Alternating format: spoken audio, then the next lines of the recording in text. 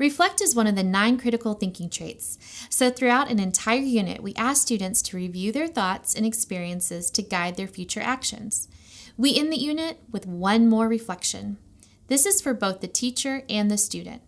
Students get to think about what they have learned and how they utilized critical thinking during the lesson.